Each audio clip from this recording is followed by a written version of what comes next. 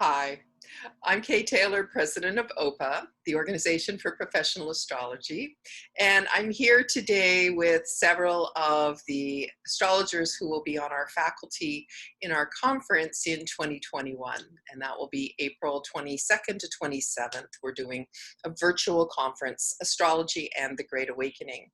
So we're going to chat a little bit today about the astrology weather for the next few months. How are we getting through this very intense time period where we sit at this moment in early November, and what's coming up as we make our way toward our conference in April.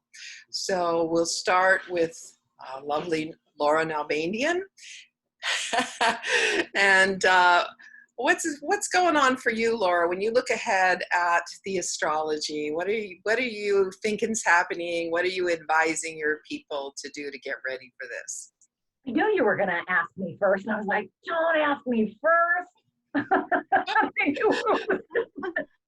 Well, here's my short, quick answer. As an evolutionary astrologer, I try not to look too far ahead, to be honest. Number one, I think it can produce anxiety when one looks too far ahead because you're not staying present to what you're experiencing in the moment.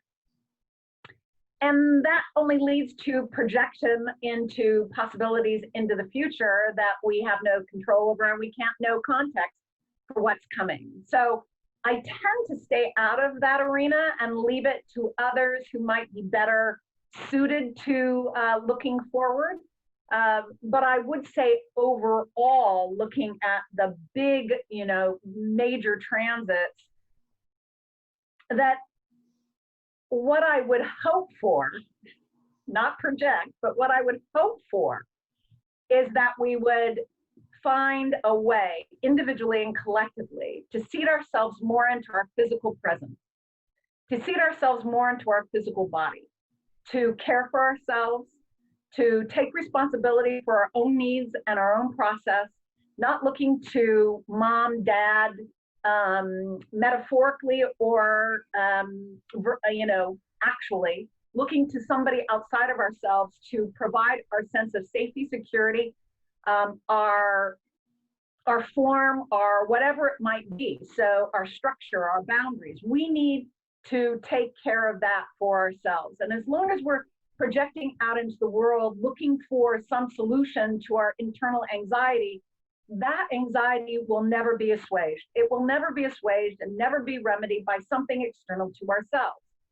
So looking inside ourselves, finding our own sense of calm, nurturing ourselves in the way that we need to nurture ourselves, clinging, not in a clingy way, but turning to the people where we can find a soft landing and to nurture ourselves in their presence as well as nurturing them in our presence.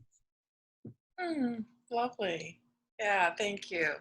Yeah, I'm an evolutionary astrologer also, and the process of prediction or forecasting and considering the energies, to me, it always is a spiritual process of how can you take what's coming up and look at your own chart and apply it to you personally, because we have so little control in the outside world and the craziness that might be happening there, right? But we always have control over our response. And I think the astrology gives us a sense of what an appropriate conscious response will be. Exactly. Yeah. How about you, Rachel? What are you imagining in the next months? Well, I think over the next few months and even into 2021, one of the things that I'm really watching is Saturn and Jupiter moving into Aquarius, and all the themes that are going to be represented with that shift. And then I'm seeing that shift really paving the way for Pluto's entrance into Aquarius in 2023 and 2024. And one of the things that I think we're already seeing previews of right now is the fall of dictators and cult leaders. Has anyone been watching The Vow on HBO, the Keith Raniere story? Basically, this is a time when people who've been abusing their power are being called out and being shut down. And as a result of that, we have this rise of the Aquarian theme of individuality, of, sort of piggybacking on what you were talking about, Laura, of really becoming our own masters, becoming our own gurus, because we're seeing the ways in which people in positions of power have used their power to hurt others and to harm others. So I really see this being sort of a balance, a rebalancing, a recalibration. But we're also going to need to rebuild and recreate those structures. So dealing with Saturn themes, recreating the structures, the patriarchal structures, the oppressive structures of government, of different institutions, of religion, of families, and so there's going to be a lot of like a really tremendous paradigm shift that I think that I have a lot of hope for. The other thing I'm really watching is the relationship between Jupiter and Saturn and Uranus in Taurus. And so I think that there's a real opportunity for us to come up with for us to use technology, use innovative thinking to address some of the issues with climate change and come up with new ways of help protecting the earth. So and agriculture and and ways that we nourish ourselves individually and collectively. So I'm really looking forward to seeing the evolution of some of those processes. Yeah, thanks. Yeah, that makes a lot of sense. I agree. And as you were talking about this exposure of the corruption, one of the things I was thinking of is that I tend to think of a Pluto transit that, in the first decade that the curriculum comes out and it's terrible. The middle, it's like worse. We think it's never, ever going to change. And then the final, the last 10 degrees, in this case of Capricorn, I'm expecting Pluto to do its work, right? And to completely expose the corruption of whatever that sign is and change everything and build something new. And it's like kind of at the last moment of the last inning, and then suddenly it comes forward. But to me, there hasn't been nearly as much building of the new paradigm as I imagined there would be already when we're getting up into those later degrees. So it does seem that there's going to be a grand finale, and that the connection of Pluto being in Capricorn so long and it's square to Uranus, and now we've got this major Jupiter-Saturn conjunction and everything that's building. It's like, it's time. It's really time to build the new awareness. Mm-hmm. Yeah, and I think the Pluto, when Pluto entered Capricorn, it was the rise of the 99% movement and the beginning of calling out corporate corruption and corruption within those industries. And so I think the rise of individuality and the rise of those Aquarian ideals of community and coming together, I think that is probably going to be what we're moving toward as we go through these last degrees of Pluto and Capricorn. Yeah, definitely. So Stormy, I'd love to hear your take on all of this too. And as I was looking at you, I was thinking about your amazing podcasts that you have and all the different astrologers that you interview. And I haven't had a chance to listen to all of the episodes, but the ones I've listened to have been so excellent, and you really know how to draw people out. So I would imagine not only do you have your own insights, but all these astrologers you've interviewed in the last few months, you're like collecting everybody's opinions. Yeah. Thank you very much for that. And it is interesting to interact with our community and all these different thought processes and see where people are coming from and, like what their pair of glasses is showing and bringing out. So it's always interesting to integrate those perspectives. But yeah, I definitely have my own, and a lot of what I am focusing on is definitely this movement into the energy of Aquarius, which I really feel like in some of the structures you were talking about rebuilding and how we're going to do that and making those movements towards it. I actually think we've been doing a lot of it and it doesn't look governmental at all. I feel like the arts and music absolutely began to bridge this whole new world for us, as it does, you know, every 20 years or so astrology and music and arts get cool again, and so we're the hot ticket item that's back on the table. And as I watch around the globe the way that, you know, we've got a K-pop band that came from Korea and they were just hot over there, and now they're number 1 and 2 in the United States on our Billboard charts. They're number 1 in Canada. They've got people across the globe learning Korean just to connect, right? So it is happening already, that this big old wide globe where everybody's different, the arts are already bringing it in and together. So I do think in this way we have already begun the movement of rebuilding these structures as well within the arts themselves. And I think a lot about Neptune is very comfortable over there in Pisces, but then Jupiter is going to come home as well. So really it's like it gets gushy, it gets comfortable again some more. But I'm watching these concerts, I'm watching teaching, I'm watching people just work, and we're having to be virtual and find ways to connect, instill that emotional body, which Aquarius is not intentionally and usually known for, really that deep connection in the body, but being a little bit more in the head. So I think when we put that combination of the arts in with what we're trying to do, it is a very somatic but also mental connection. It's full scale, and I think it's really, really beautiful. So you know, those are some of the things that I'm focusing on, is that these planets are going to get pretty comfortable in 2021. 2021 is not 2020 because the train wreck happened and now we just have to survive afterwards. You know what I mean? And also we're going to be in a heavy fixed sign time. So really what we started building back in March, and we saw it globally, from opinions to support to arts and music to self-employment, any of these things, I think we're going to start to ground those down a bit more and really see how to function with them. So one of the things I'm definitely telling people is, first of all, go to your joy. What brings you joy? And if you don't know the answer to that question, because maybe you've been living in a way that you forgot the answer to that, if you forgot that you're kind of sexy, maybe let's remember that too, right? Because people are cute. Like, go out there, remember you're built for something and be passionate about that. But then also, don't force it.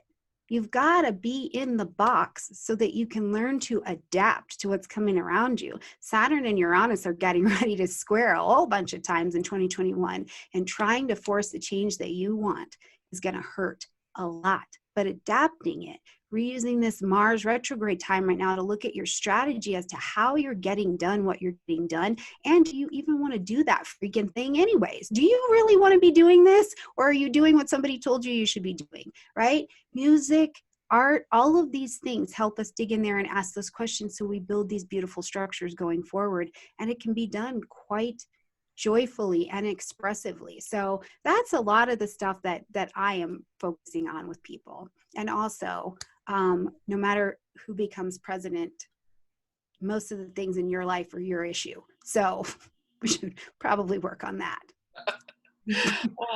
Thank you. Thank you so much. Gemini Brett. That's the question. I like it.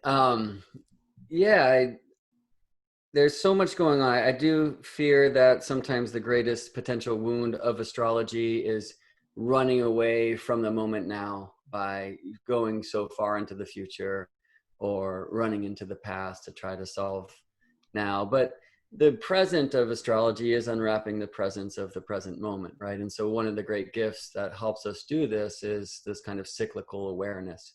So in these Uranus squares from Jupiter and Saturn in Aquarius, for example, like, you know, where are we in those cycles? I think it's a great question.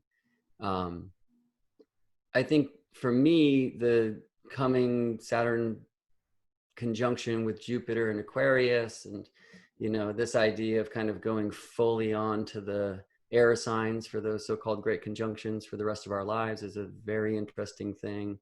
The Mercury cycle is starting next year, and the year after will all be in air signs. And there really seems to be this kind of problem solving initiative, you know, this awareness. We've kind of been in in a strange place, obviously, this year. And I think it's time for us to start responding to some long-term problems. So I love that Rachel called out these Jupiter and Saturn squares to Uranus. That I think it's a really big deal. And there's on one level, like on a spiritual level, for me, I'm often entertaining the truth that our species nearly bottlenecked and almost was completely exterminated by some great event long ago. And we see this in so many ways in ice core samples and, and genetics and whatever. And I felt that when Uranus first came into Taurus, we might have some earth-based evidence of this kind of collective trauma. And I think that came through when we found evidence of a great crater underneath the ice of Greenland. And it certainly seems at some point, maybe 12,000 years ago, that we were struck by a comet here on Earth, and the crazy things that the few who survived had to do, right? It's stitched into kind of the collective trauma of our DNA.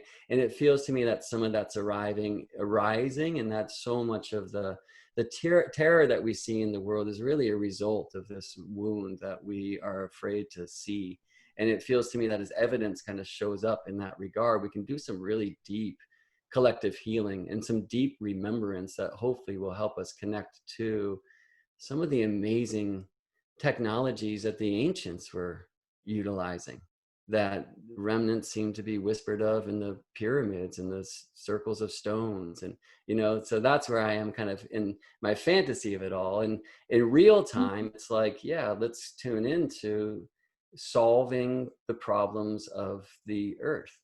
And it's encouraging for me to see actually that the Jupiter Uranus square that's coming up is the third quarter portion of the Earth cycle, which began right at that world point. The first of the Jupiter Uranus conjunctions in 2010 was at the first degree of Aries. And then they danced a couple times in very late Pisces.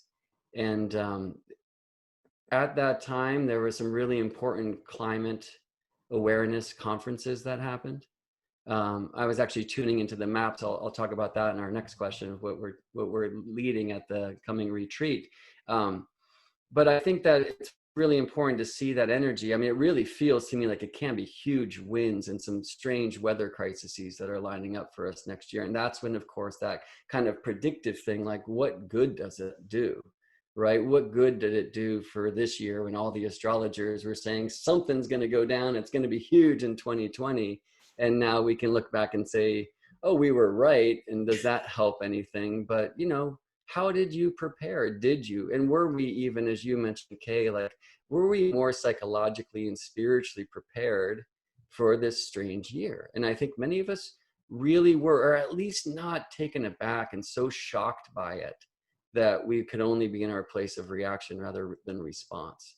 So for me, when I look at that beginning of the Saturn Uranus cycle and these last degrees of Sagittarius in 87, 89, 80, and the walls came down, and it really feels like this high spiritual thing. And it feels so much to me now like this Aquarius air, this Taurus earth are doing a tense thing, which is going to require us to really bring the intellect into solving issues of the body, of the collective body, and especially the body that we are traveling through space together, which is the earth. And that there's going to be high spiritual healing that will be done when we address our own traumas, our own crises, and our collective traumas. And that, for me, is the great shape of the thing to come. I will show that astronomically, we're not entering the age of Aquarius, and that's not linked to Jupiter and Saturn. That's like a whole different thing. But we are in a time of a great turning of the ages, which is indicated by the solstice points aligned to the galactic crosses. And that's fortified with every solstice. So with the eclipses coming up and the solstice gate, we're just, I think, consistently reminded, despite the madness of it all, or maybe because of the madness of it all, we're reminded that these are really powerful and important times. They've long been prophesized. And as Stormy said, it's time to do that cleanup on aisle self, right? So that we can all personally contribute to this great collective shift that we are contributing to one way or another. Last thing I'll say is, from the fear-based camp, I'm really worried about all of the censorship and the power that technological industry has claimed this year. And I think that we're going to see, hopefully, that front and center and kind of addressed, because that could go in a really bad way, and that could be a dawning of an age of Aquarius that looks like robot takeover and all that. We don't want that, so we need to stay in the body and stay present and be active in this. Mm-hmm. Very good point. Yeah.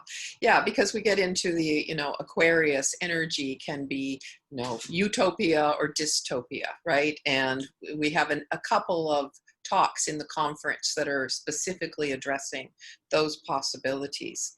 I think, and just sort of wrapping up what we're all saying here, what I want to say is that I'm thinking a lot about the eclipses and the movement of the nodes through the sky. And with the South Node in Sagittarius, the message to us is to really look at our extreme beliefs, all of us, and release beliefs that are no longer valid. And on the flip side of it, the North Node in Gemini says, learn more, listen more, consider everybody else's opinions. And here, of course, in the United States, we're getting a front and center viewpoint of that, because we are seeing that the population is split very intensely, and the belief system and the understanding that people are having about current events and the climate change and the earth and life, like, we are coming from some radically different perspectives. And so we really do need to learn more and listen more. And when you were talking about Korean, right, and the music bringing people into understanding a culture that we often don't understand, and learning a language that very few people learn, that I think is also part of this next year in an extraordinary way. And I think on a personal level, we're all charged to look at where we've become rigid and we don't see the truth for other individuals. That will be what's necessary for us to work together. So let's talk briefly about what we're doing at the conference. So normally OPA does a retreat conference in nature every couple of years. And this last year, 2020, of course, we had to morph online like everybody else did. And we made the choice, looking ahead and thinking that we will still be in pandemic energy through 2021, that we would do this conference online as well. And there's a lot of advantages to an online conference. Many people who can't travel for various reasons get to participate. And so we're really excited about our offering. So each one of us is involved as some kind of, track leader or teacher in this conference. And so I'd like each one of you to just give a brief synopsis of what it is you're doing at the conference in April. And can I start with you again, Laura? Sure. Yeah, absolutely. So I am doing a track that's focusing on the emotional landscape, looking at the moon. Will include looking at the fourth house, any planets in the fourth house, the ruler of the fourth house, the dispositor of the moon, aspects to the moon.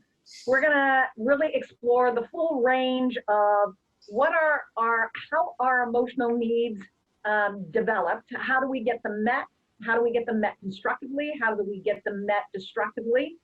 How do then we transition from habitual patterns of ineffectively feeding ourselves to looking at ways of nurturing and self-care. As an evolutionary astrologer, our primary goal is focusing on the emotional body. We believe that evolution occurs in the emotional body. So the focus becomes emotional embodiment, moving towards emotional maturity, emotional wisdom, emotional integration. And so over the course of those few days that we will be doing the retreat, my focus will be on that, looking at all the dynamics around those issues, the emotional landscape, emotional habit patterns, how we feed ourselves in ways that do not nurture us, and so on. So coping skills, which is going to be a big piece, because how we habitually take care of ourselves is one of the ways that we cope when we're under stress. And stress can be, I'm running 5 minutes late for work in a normal world and I can't find my keys or I can't find my glasses. That moment of stress, to the larger stress that we're all experiencing in this moment in time. How do we care for ourselves? How do we, again, nurture, feed, sustain ourselves in a way that keeps us in our body instead of leaping from our body into the mind and finding ways to escape what it is we're feeling? So to process. So I'm really excited about it. It's work that I'm really super passionate about, how we nurture ourselves, how we feed ourselves, our emotional landscape. So hopefully folks will want to check on into that and participate. Oh, thank you. That's so great. And I think I should explain to people who may be new to OPA retreat conferences what a track actually is, because we do a 6-day conference and the first day is typical speakers. And as you know, at most conferences, the speakers are usually an hour. Some speakers may be 2 hours at some conferences, but usually somewhere in between an hour and 2 is what each speaker does. So you get to see a little bit about what they teach. But with the tracks, which are on days 2, 3, and 4 of our conference, you have 4 hours a day with your track leader. So it's a deep immersion into a particular subject matter. And the track leader works with the charts of everybody in the class. So the direct feedback of people's direct experience of their own chart is under the microscope via the lens of that track and what that track is supposed to be about. I'm also a track leader at this event, and my track will be the Destiny Imprint, which will be about the lunar nodes, Saturn, and Pluto, and how they are configured in your chart, how they work together or not, and the times in life where you are in the process of going deeper around these karmic mandates to evolve and come into your soul-centered power. So we've got 15 tracks for the OPA conference, and every one of them is truly amazing. So Rachel, you want to talk about your talk? Sure. I feel very privileged and very honored I'm doing 2 things for this. And the first one is I'm giving a talk that's called Prescription versus Prediction, using astrology in this new age. And I'll really be talking about how astrology can be a spiritual tool to help you co-create the life that you desire. And so we'll look at the themes, the big soul growth themes in natal charts, and we'll look at what kind of things can hold us back or can limit us. And then we'll also look at how do we use transits and progressions and other chart advancement techniques to show us opportunities for times when we can overcome some of those limits that are inherent within our natal charts. And really come into more of our own sense of personal power. So that's the talk that I'm going to be giving. And then I'm also leading a ritual. And the ritual is, it's an art ritual, and we'll be creating some magic together. And the theme is, who do you want to be in this new age? And so we're going to make some magic. And this is going to be a very interactive ritual where people will be setting intentions, and we'll all create a sacred circle together and honor all of those intentions. And then I have some really specific artistic activities that we'll all do together to create a symbol out of art for what that intention is going to be, that you can carry into 2021 and beyond. And even if someone doesn't have any artistic experience at all, if you don't consider yourself an artist, my techniques and my way of approaching this it's for anybody, and it's for everybody. And so I'll have very specific templates for people to use, and and very specific instructions. So for someone who loves art, they can go to town and use whatever mediums they have. And for those who really just want to be a part of a ritual, they can come and use the templates that I've set up. So Beautiful. yeah. Yeah, thank you. Yeah, so one of the things that we're doing at this conference this year is we have a different yoga teacher every day. I'm one of them. I'll be doing the opening yoga and the closing yoga, and a number of other teachers, and also creatives like Rachel. And we're doing several creative kind of hands-on, just to break things up and to have something a little bit more fun as part of our day, and because we take in so much on the mental level. To work with the creative processes, I feel will be really, really helpful and illuminating. Thanks. Stormy Grace. Yeah, I'm going to be doing a talk this year about astrology and social media, but it's usually social media. Oh my God, is usually what that feels like for most people. So I'll be presenting that from a little bit of a different lens, and mostly from the perspective of why would this be something useful in the astrologer's toolkit? Why would we be missing something if this is not a part of what you've got going on already? So it's really interesting to see, especially when we get to the numeric breakdown of how this can work for people. It's always interesting. But I find most of the time as I'm approaching really brilliant practitioners, this fear of getting out into any one of the different social places is usually right there, right front and center. So we're going to have a talk about why and how. Beautiful. Thank you. I would say many of us, me included, definitely need that talk. Definitely.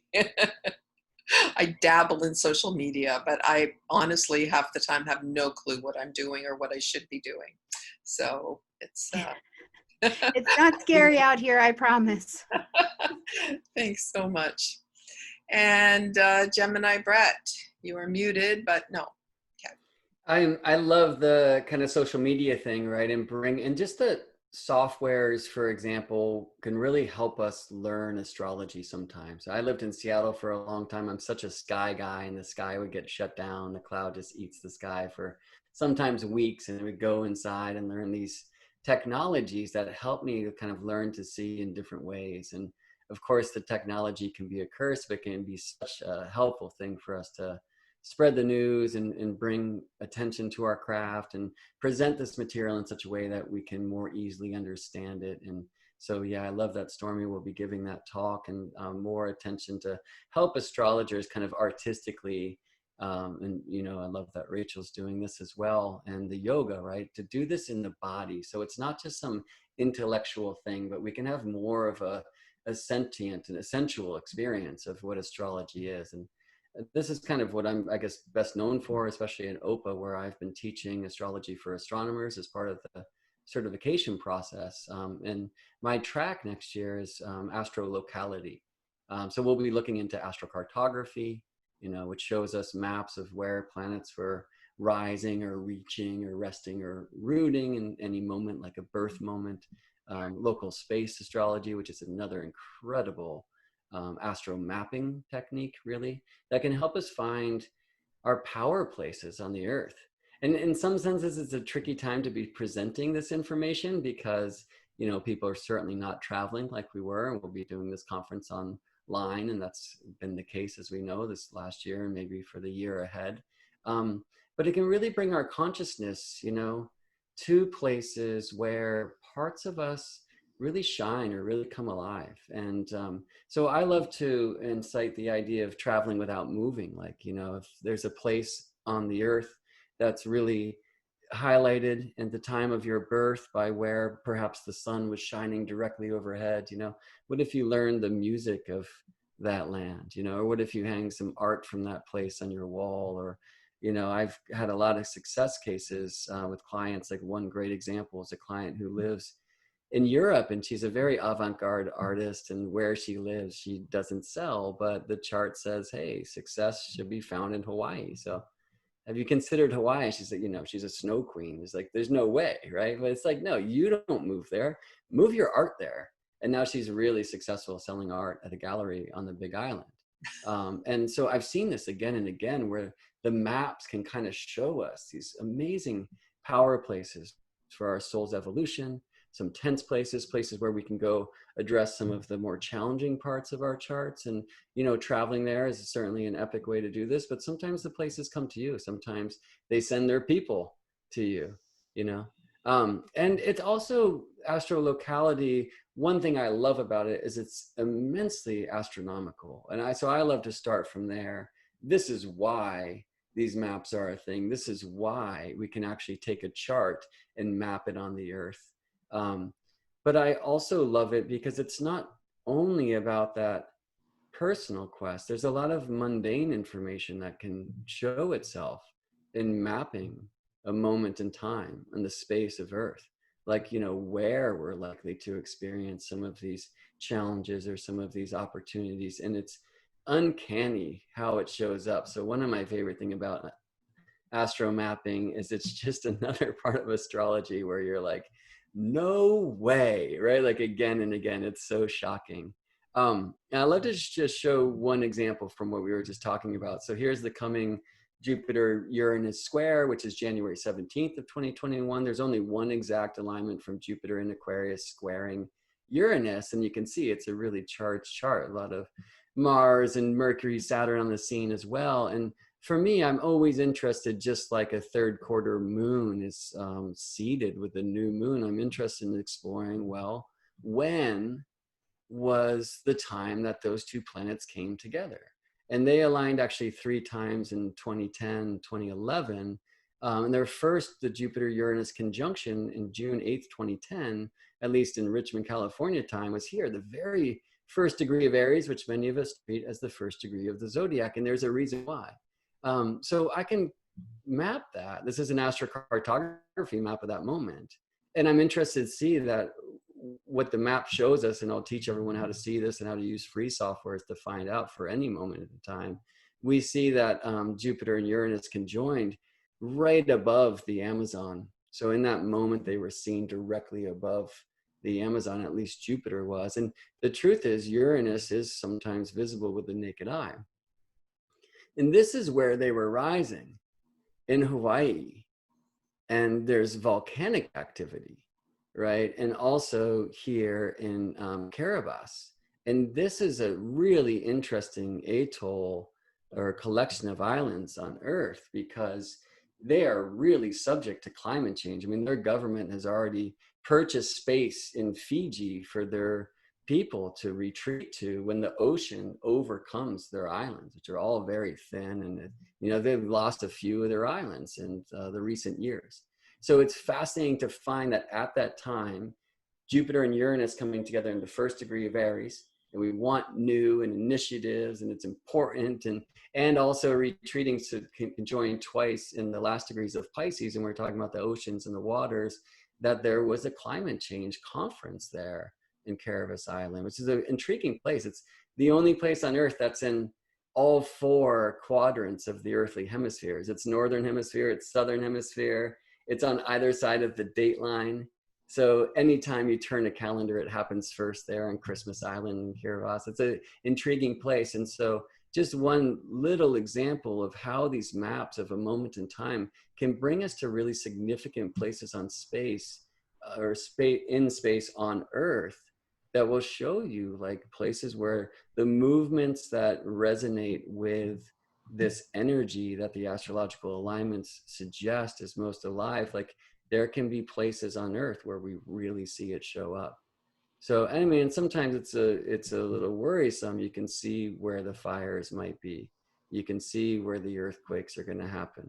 But having further, I guess, confirmation physically in, you know, what's happening on Earth helps us understand the beauty, the importance of astrology. So I'll be teaching astrolocality from a very personal level, like where are your power places on Earth, using astrocartography, using local space, using the geodetic mapping system, And we'll be doing this with everybody in the class, personal examples. I'll be showing you how to use free technology, free softwares online to do all this so people can go home and start practicing it right away. I'll be showing the foundations of it, but also be showing some really interesting examples where you have clear indications that these astro maps will tell us more about the where of a powerful when.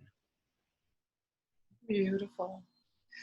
Well, thank you, everybody. I am so thrilled, actually, that we all got to come together today and share a little bit about our perspectives. We have over 35 people in the faculty doing everything from astrology to creative to yoga, and we hope to see you there. Check out our website, and may we all thrive in these unusual and exciting times.